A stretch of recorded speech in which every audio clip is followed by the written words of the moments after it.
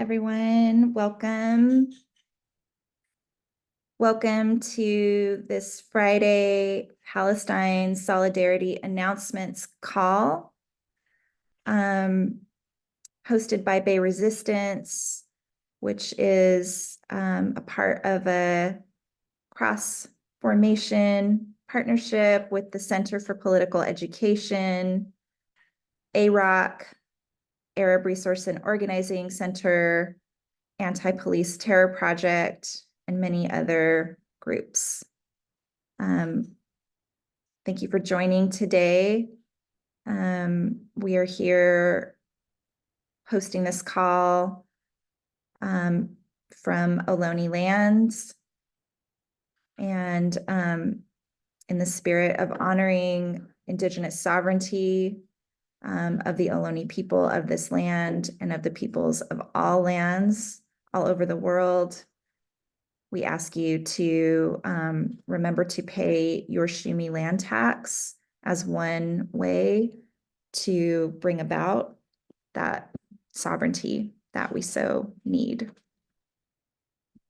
We're going to drop that link in the chat where you can pay your land tax.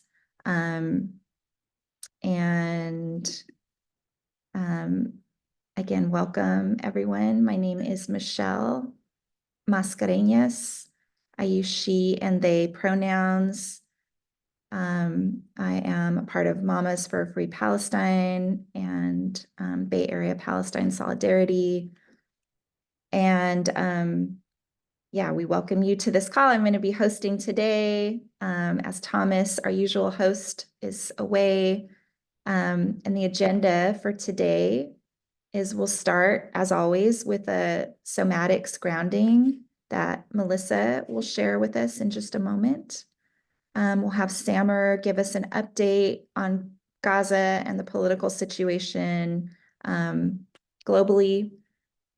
And then several of us will share updates from actions that have been going on around the Bay, and also share some important calls to action. And then I'll close out with the ramp up plan for January. So welcome again. We'll be dropping links in the chat throughout this webinar. And then again, a reminder that after the webinar, you will receive a recording with links, and you are welcome to share those as well. So thanks for joining, everyone. And with that, I'm going to pass it over to Melissa, who's going to lead us in a grounding.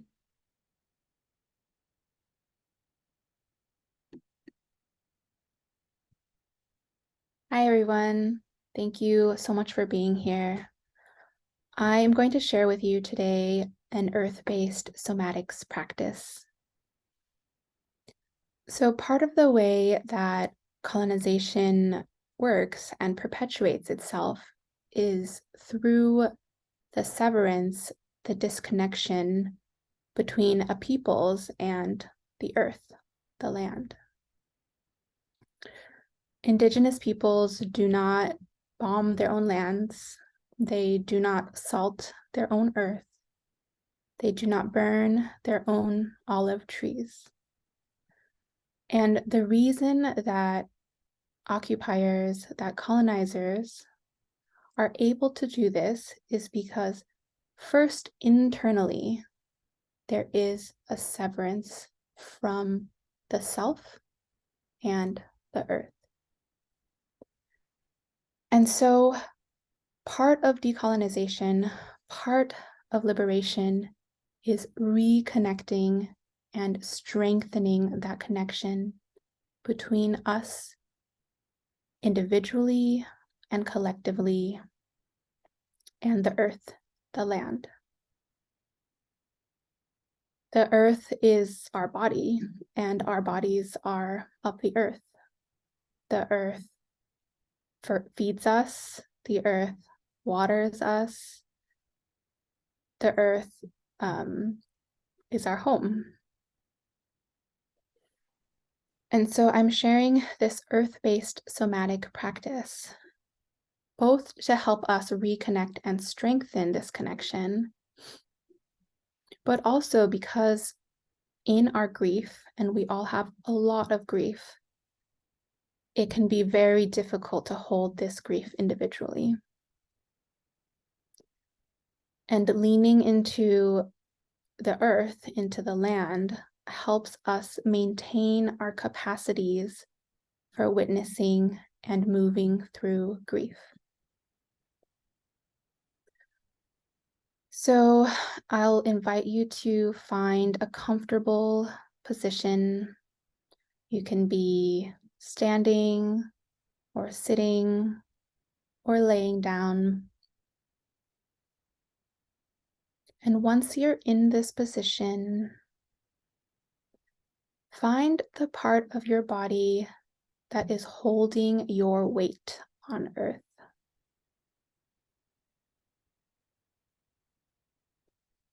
This could be your feet or the bottoms of your thighs.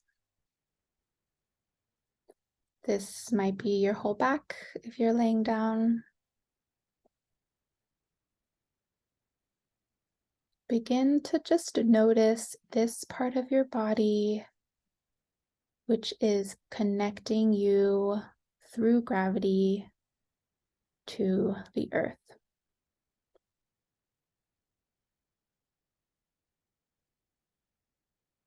And if you are able to, I invite you to close your eyes or soften your gaze. And begin to imagine roots growing from this part of your body down.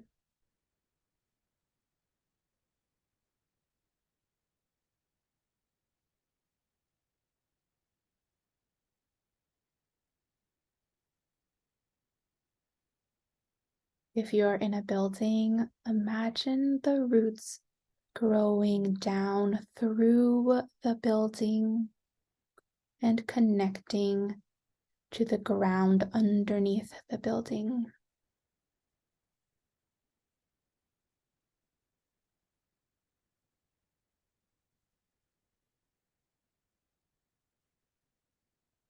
And as these roots connect to the ground, imagine that they are growing deeper and deeper.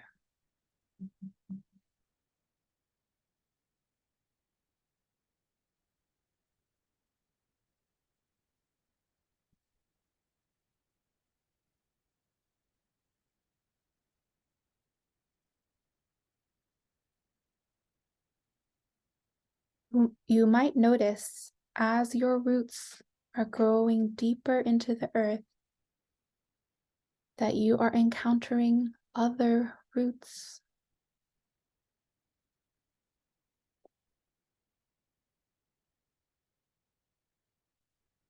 Maybe these are the roots of other people. Maybe these are the roots of trees.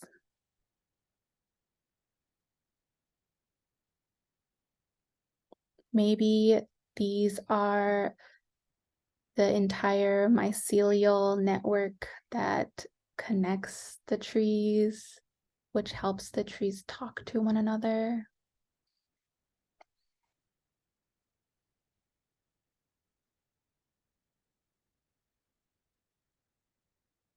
And as you are imagining this, begin to breathe into these roots.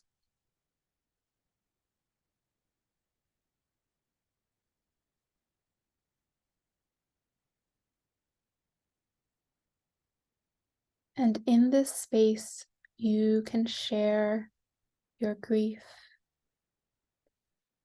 your sadness, your anger, your despair, your hopelessness. You can share your joys, your hopefulness, your resistance. your liberation,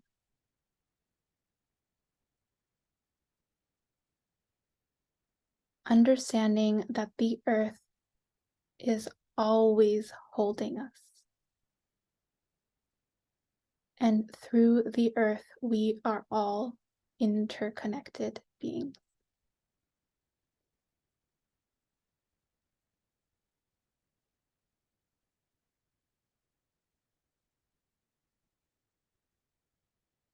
Thank you for practicing with me today. I'll turn it back to Michelle. Thank you, Melissa. And with that, yeah, with our full senses and being able to ground in the earth, let's also hear from Samer Arabi, who will share updates from Gaza on the ground and from and around the political situation. Thanks, Samer.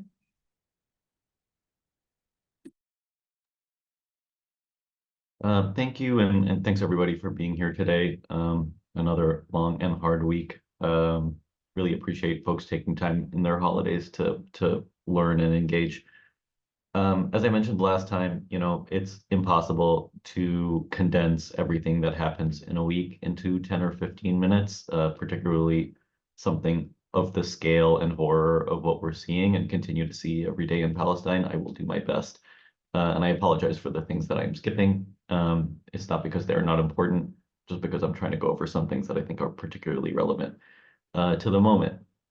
So my plan today is to sort of start specifically in Gaza and work up from Gaza to Palestine generally, to the Middle East, to globally, and then start zooming back down here. So from there back to what's happening in the US and what's happening in the Bay Area specifically. So just starting with the kind of broad overview of Gaza, it's been a really horrific week in Gaza, even more than usual. Some of the worst bombing campaigns we've seen have happened this week.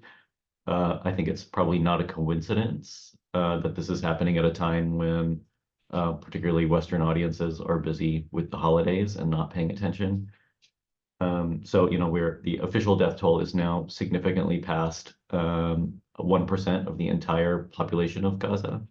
And that's a extremely conservative estimate that doesn't account for the health effects, malnutrition, missing people, things like that. So the number is probably significantly higher than that. Infrastructure also continues to be targeted in a pretty horrific way that I spoke about more last week, and maybe we'll come back to again in a future week. I want to take a minute just to talk about how the dynamics of the military engagement are shifting lately. We are seeing the primary military engagement right now has moved from southern Gaza to central Gaza. And when I say primary, obviously, military engagement continues across the Gaza Strip with death and destruction everywhere. But we're seeing some really horrific, engaged, high level military bombardment in central Gaza in particular, particularly a series of refugee camps that have led to hundreds of civilians being killed, as well as a good number of Israeli soldiers themselves, which is also sort of increasing the sort of push for an end to this violence. We saw something new this week in terms of that military engagement. We saw the Israeli military apologize twice. Once for, quote, failing in its mission to rescue the hostages that the IDF shot the previous week. And then also for the, quote, unintended harm caused by the aerial strike of the refugee camp where somewhere around 200 to 300 people were killed. That was a particularly fascinating apology because they said that the type of munition did not match the nature of the attack, which, A, begs the question, what is the appropriate level of munition to drop on a refugee camp? But more importantly, I think speaks to these 2,000-pound bombs that Israel has been using that have been supplied by the US military, that it continues to obviously cause unimaginable collateral damage. These apologies are fascinating, and it's something we could probably spend a lot of time on, and like why this moment, given that this type of atrocity is happening every day. But I wanted to broadly take a moment to talk about how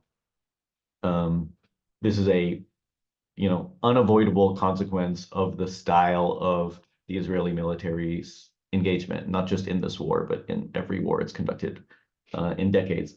And again, we could spend an entire session talking about the Dahieh doctrine and some of like the underlying policies that drive this. But just to note that the official position of the Israeli military is that they consider, because Hamas ostensibly denies Israel the exercise of its sovereignty, that there is no excessive incidental damage, meaning that there is no limit, there is no number of civilians that is too high for the Israeli military in the way that it operates. And as you can imagine, that has really predictable and very horrific consequences.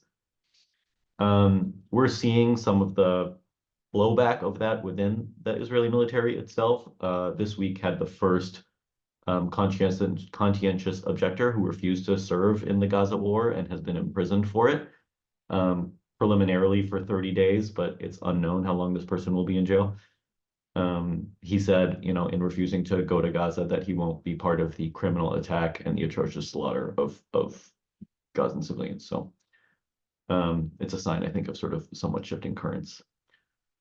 Zooming out a little bit from Gaza, Christmas, the week of Christmas generally, but the day of Christmas in particular, was a site of some really horrific violence in Jerusalem and the West Bank. There were a series of raids across the West Bank and a series of strikes in Bethlehem specifically on Christmas Day, a place where, in Bethlehem, Christmas had been canceled because of the grieving for what was happening in Palestine, along with a series of mob attacks against the Armenian area in Jerusalem, where the Armenian church and like the Armenian residents of Jerusalem live, where they were trying to be like a group of, they called them like armed mob, tried to push them out of that area in like the sort of continued ethnic cleansing of all of Palestine, not just of Arabs, right, but of like everybody. Several people were arrested that day, but they were the Armenians who were defending their land from the mob attack. Zooming out a little more, last week I spoke a little bit about the Houthi blocking of Bab and Mendeb, that like small area that connects the Red Sea to broader shipping channels. The U.S. had launched this large international effort to protect the shipping lanes. That being the violation of international law the U.S. seems to care about, and not the genocide. That campaign has somewhat fallen apart. Several countries have refused to be part of it, and then France sort of pulled out and then came back in, but there's a question about who is controlling what. But shipping may or may not be restarting sometime soon through the Red Sea, even though the like attacks on Israeli vessels transiting that region continue. Also, I had mentioned, the sort of broader regional escalation happening as Israel continues to bomb its various neighbors. There was a serious escalation in southern Lebanon. This article is from yesterday, but just today, it's gone up significantly since then, and that's also something we can talk about in more detail. Just to note that, this war continues to spiral in exactly the way people expected it to. I did want to take a minute. Last week I talked about the shifting media narrative and how folks have been engaging, like Western media sources have been acknowledging the humanity of Palestinians a little more than they had historically been. But I did also want to note, the sort of horrors that we continue to see both on traditional and social media. There was an article in the Jerusalem Post this week that, once again called for the literal expulsion, like the full ethnic cleansing of Gaza, to push all Palestinians out into Egypt. This was a plan that the Israeli officials have been talking about since October and continue to try to push, along with, some like really horrific and very kind of genocidal commentary coming from like Zionist groups within the United States. Again, things that we can dive into if folks have questions or want to discuss.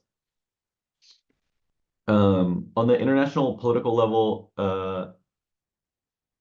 the biggest thing is probably the new proposed ceasefire arrangement that Hamas and Egypt are apparently discussing today in Cairo. So it's like a three-stage plan for renewable ceasefires, the release of hostages and political prisoners, and like that leading into a permanent ceasefire. So negotiations are underway, and I think international pressure has become so strong that that continues to be the direction in which things sort of forcibly have to go.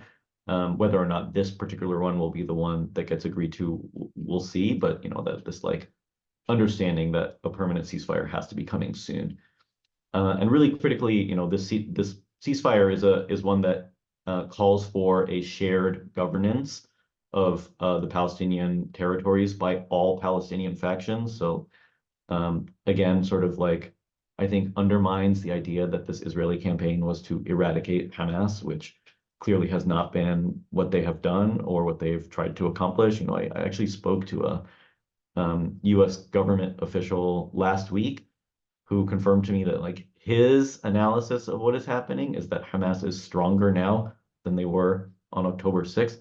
So like just the idea that this was the, you know, like the underlying motive as opposed to what it clearly has been, which is the murder and ethnic cleansing of Palestinian people.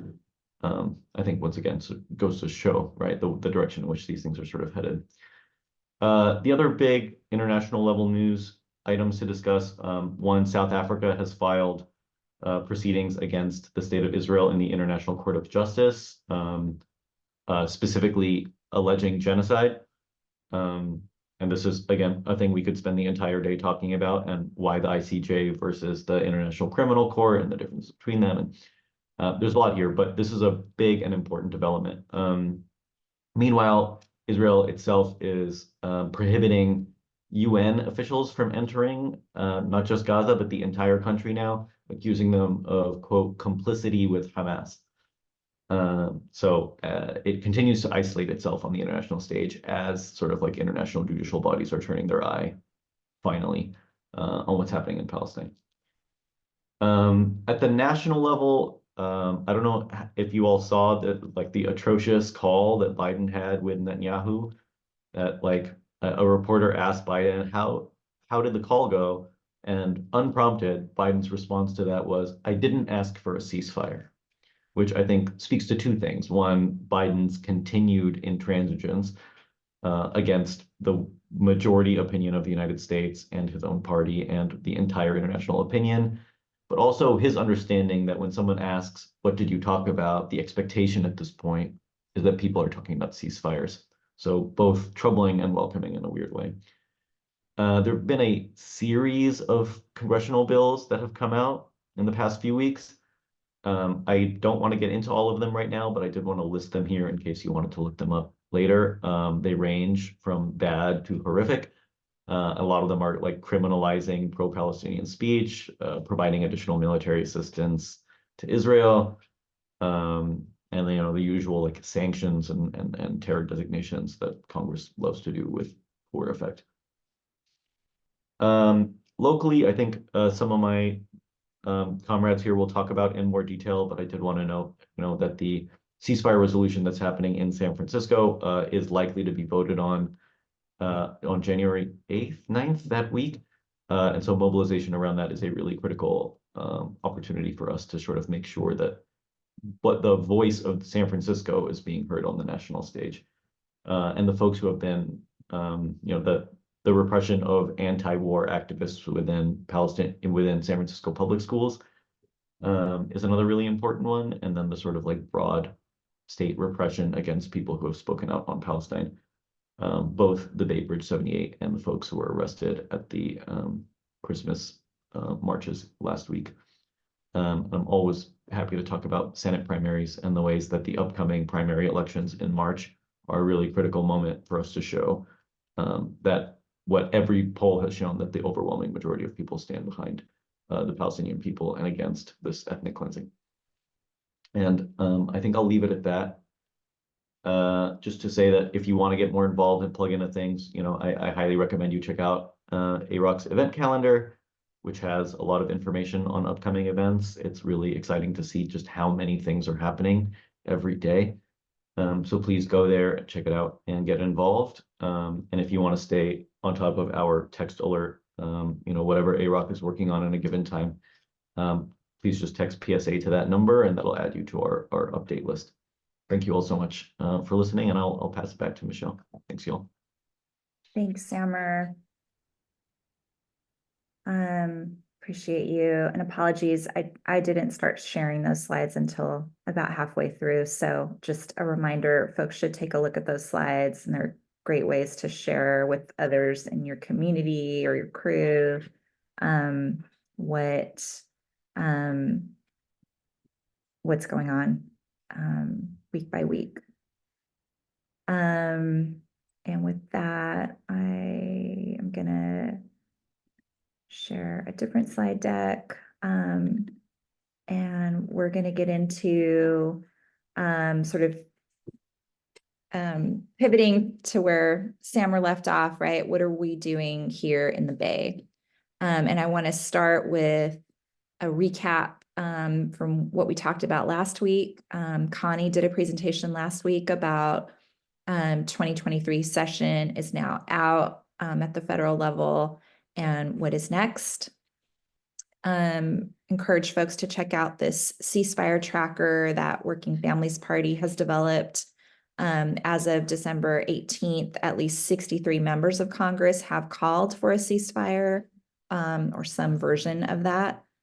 But we have these priorities that the U.S. Campaign for Palestinian Rights, which is a critical resource folks should be utilizing, checking out, has shared with us. These particular reps are critical targets for us in the Bay Area. So Nancy Pelosi, Eric Swalwell, and Ami Bera in particular. And noting again that ceasefire is critical. That is our top line call to action. And also, we need to stop this deadly deal where the White House is asking for almost $106 billion for a combination of Israel, Ukraine, I think Taiwan also, and border militarization. And let us be clear that the juggling of the news headline this week between the border and what's happening in Gaza and Ukraine are all connected, and we need to make sure that the U.S. is not continuing to expand funding for these wars. So first call is, of course, to continue to pressure our senators, Padilla and Butler, no more U.S. funds for genocide. There's a bit.ly there that we'll drop in the chat. And then right to your Congress, there's a bit.ly again, stop the deadly deal. But we also have this tremendous opportunity right now where our representatives are home for the holidays. And so our call to action to all of you and your friends and neighbors and families over the next 10 days is this call that no justice means no peace for politicians. Here's a list of Bay Area House reps who need to see and hear from their constituents. Again, these highlights indicate the targeted, the kind of key representatives that we think are particularly impressionable at this moment, and we want to make sure that they hear from our constituents at every possible event and venue. And so, yeah, there's a list there. Feel free to drop your name in. Well, first of all, feel free to screenshot this if it's helpful for you. You might see one or more representatives in your region that you could organize folks to go out and make some noise in front of their house or their office or their, come to their events.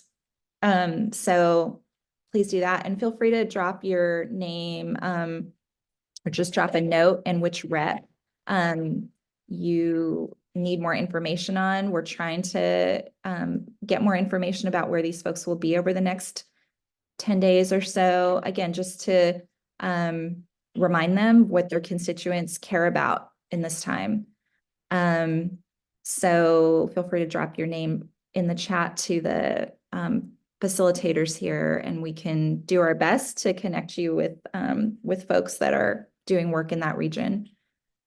And then with that, I want to introduce Basil, could spotlight Basil Ayush, who will also share here a little bit about his experience doing this little, finding our representatives who've been very absent and not answering our calls and not taking our meetings directly, and just a little story about what he has been up to. So could you spotlight Basil?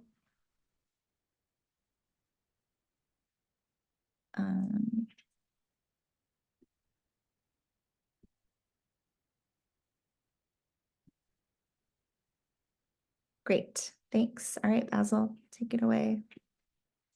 I think you're on mute. Yeah. There you go. Okay, now I'm unmuted. First of all, I want to let everyone who's here today know that as bleak and as dire as the situation is for Gazans, and indeed for humanity, it is your continued participation that lifts us and lifts our family and friends in Gaza to be able to sustain their energy and maybe have some optimism that something will happen to save them. One of the things that I've tried to do is find ways to get in the public sphere where an elected official shows up. I had learned about an event that was being organized by the mayor to commemorate and acknowledge Michael Tilson Thomas, the famed conductor of the San Francisco Symphony, and as by naming part of a street after him. And one of the slated guest speakers that was announced was Nancy Pelosi.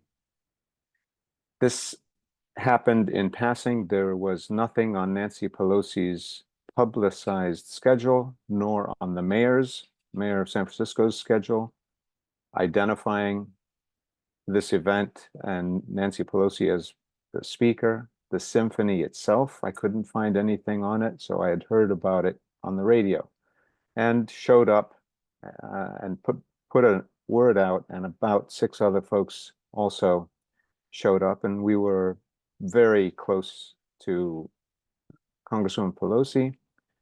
She definitely saw us and heard us. It was very respectful of Michael Tilson Thomas.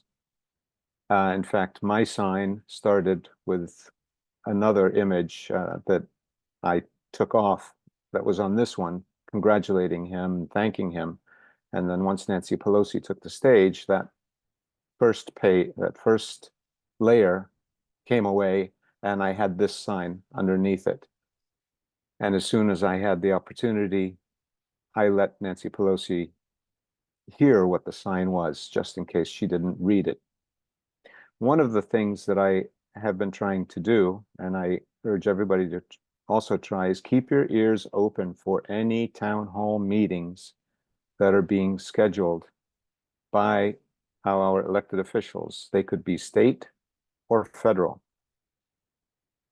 In my searching, the town hall meetings have been virtual, and you can get on the mailing list and get signed up for these virtual town hall meetings where you ought to still be able to have your voice heard. There will be opportunities for these elected officials to show up at neighborhood associations, maybe at union meetings. If there's some way to connect with those, get on their lists, perhaps you will learn that there will be an appearance by an elected official. for example, one of the things that I do know about in researching Senator Padilla is that he has proposed a bill to establish a new Cesar Chavez National Park in several different places. As far as I know, it has not been done yet, but no doubt, once that is established, he will probably be there for the ribbon cutting or the naming, or there will be some sort of an event, I suspect. And then we can put that kind of information out and hopefully be able to show up and let Senator Padilla know that it's not just about the park.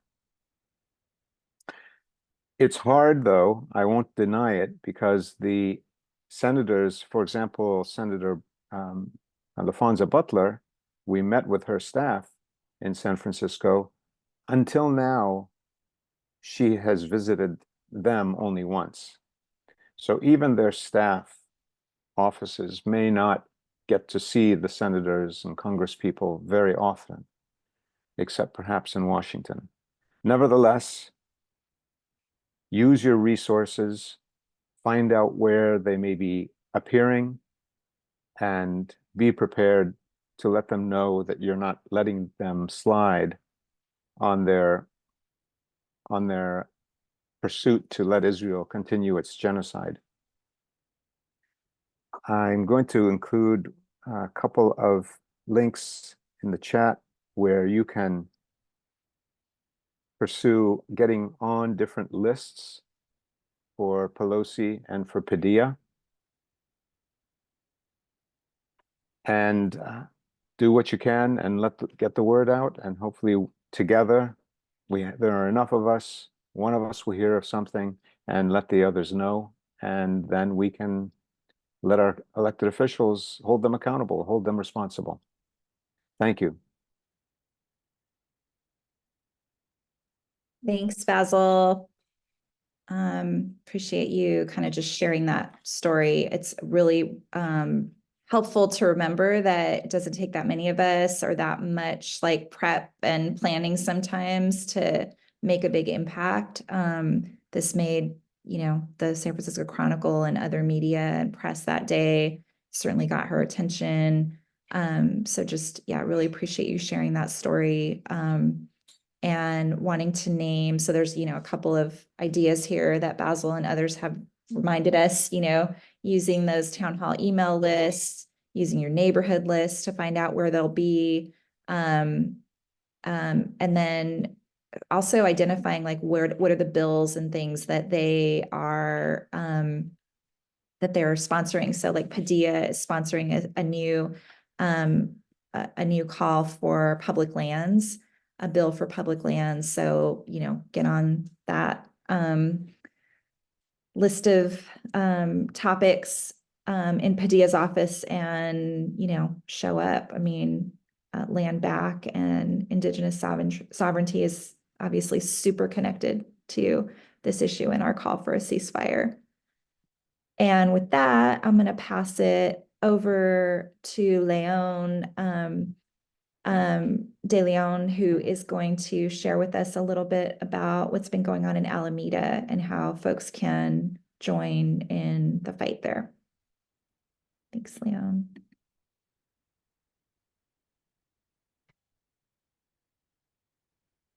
Oh, you're on mute. Yeah, let's see.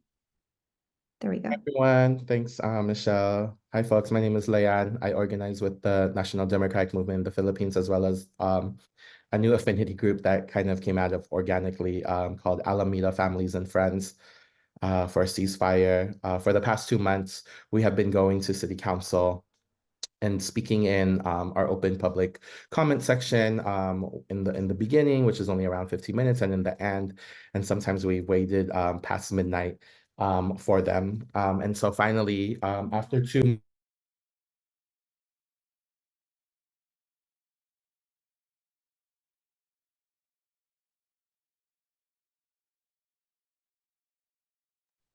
Sorry, it just went on mute. So for the past 2 months, we've been advocating, and finally, the mayor has put a letter to be on the agenda And just a clarification, it's not a resolution as other cities like Oakland and Richmond and Davis have passed, but a letter that the mayor is going to authorize to send on behalf of council to the Conference of Mayors, as well as our federal leaders, including our senators and Biden and Kamala. And so we're really encouraging folks to come out to start off the new year with an action to demand our local government to pass this resolution. There's a council of 5, and so we already have the mayor's support, and so we would need to turn to more councilors to vote on our side. So it's on Tuesday, and we're asking folks to show up at 5:30. Sorry, this flyer is an old one. We're going to have a pre-rally at 5:30 in front of City Hall, and then folks are going to come in for the City Council at 7. We're encouraging people to speak at the City Council meeting, and this will be available on Zoom, and you can also speak from Zoom. And in the meantime, before Tuesday, we're encouraging folks to send emails to City Council. I think the JCRC folks have gotten a little ahead of us, and so have already sent letters to council. And so we're asking people to personalize these letters and demand for them to pass this agenda item.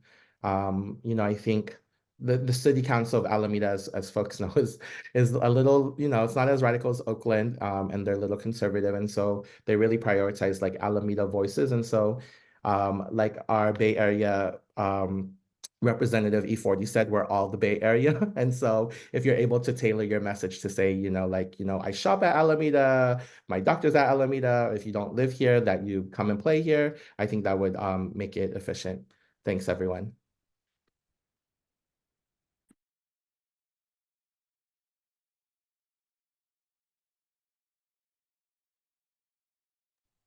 Thank you, Leon. Appreciate you and folks in Alameda doing that work. And again, everybody can share, can use that link and share an email from across the Bay to let them know that it is important, critical to do this letter or resolution or whatever they're going to do to call for a ceasefire.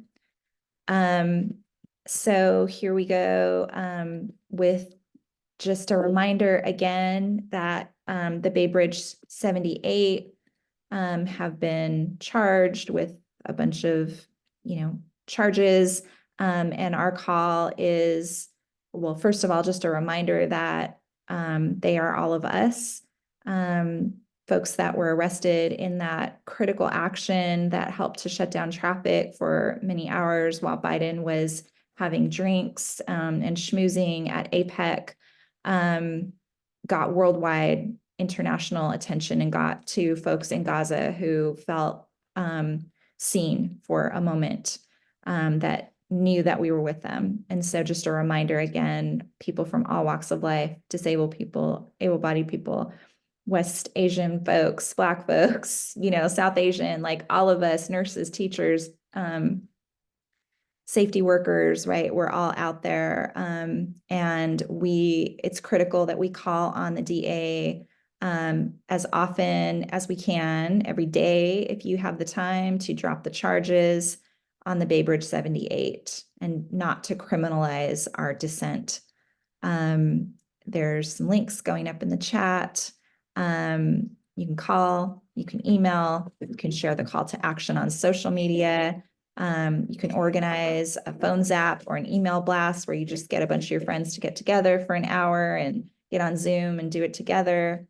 And you can do this including just your first name and your last initial as well. So critical action right now, as the defendants have been able to combine their case, and it will be heard on February 1st and 2nd now, rather than the arraignments. This is an old slide that said the arraignments were going to take place December 18th to December 22nd. Those were postponed until February 1st and 2nd. And so we have a month to make sure that those charges are dropped. Great. And there's a bunch of great questions that have been coming through. I want to just close out with this January ramp up.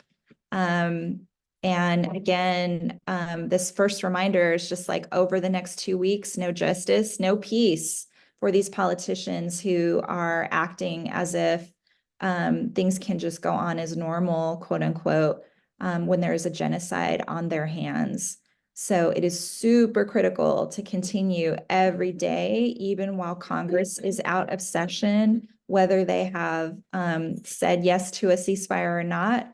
But especially those reps who have voted or not declared their support for a ceasefire yet, to call them and call for a ceasefire and ask that they vote no on this deadly deal for $106 billion, right? Second action, well, and then of course, bird dogging them or finding them and, letting them know while they're home, while they're here, because they have not been accessible to the public, which overwhelmingly supports a ceasefire. And so we've got to make sure that they hear from us directly while they're here. Thanks to all of you who've put your put your names in the chat or in Q&A or whatever, so that the panelists can see them and we can connect with you afterwards. By January 2nd, of course, send your email to the Alameda reps to support that ceasefire letter. Make sure that they hear from us. January 3rd and January 10th, the Anti-Police Terror Project is leading up a series of spokes councils in order to pivot to what you see a couple bullets down, January 15th, MLK Day and week of trainings and actions. So those are great ways to plug in and try to organize some crew of folks to take action. On January, I have 9th here, but it's either the 8th or the 9th. I think we're gonna, I think just stay tuned, stay looking at the AROC calendar to find out more. But either the 8th or the 9th, the San Francisco Board of Supervisors is set to vote on that ceasefire resolution, where thousands of folks spoke in favor of that last month. And again, that week of January 15th, really look out, because there will be a lot of trainings happening. There'll be some direct action trainings, some comms trainings. If you've been wanting to increase your skill level to be able to support this important work, please join those. And then of course, call the DA to drop the charges. And then the last thing I just want to name is, especially as like Samer said, there is this rise in attempted criminalization of dissent.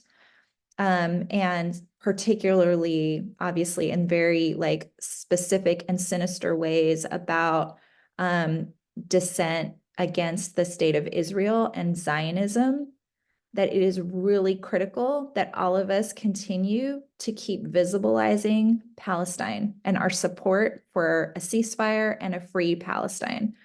So wear your keffiyehs, your pins, put up posters. There's a lot of folks that are doing banner drops. On January 7th, there should be a whole another series of faith-based banner drops, so look out for that. But also wheat pasting. There's lots of ways to just make this issue as seen as it is felt, because we are all feeling it, and it's helpful to visibilize it rather than allowing this kind of collective gaslighting that our elected officials are doing by silencing dissent, by not speaking to the actual issues.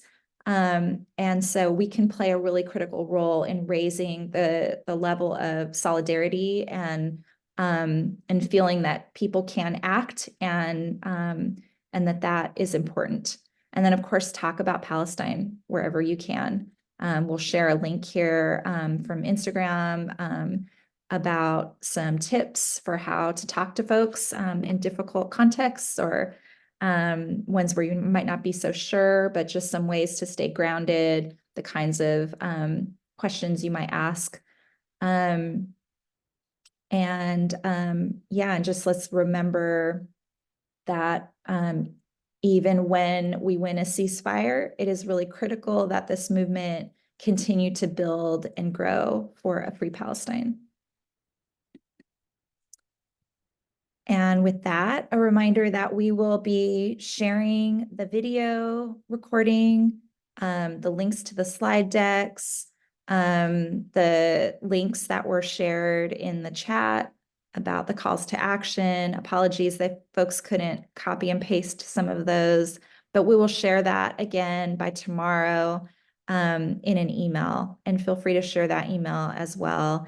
And when you sign up for these PSAs on a weekly basis, one time, you'll get the reminder and the Zoom link every Friday, just an hour before the call happens. So they happen every Friday at noon. Get your friends to sign up. They can use the bit.ly on Instagram, and then you'll get the Zoom reminder weekly.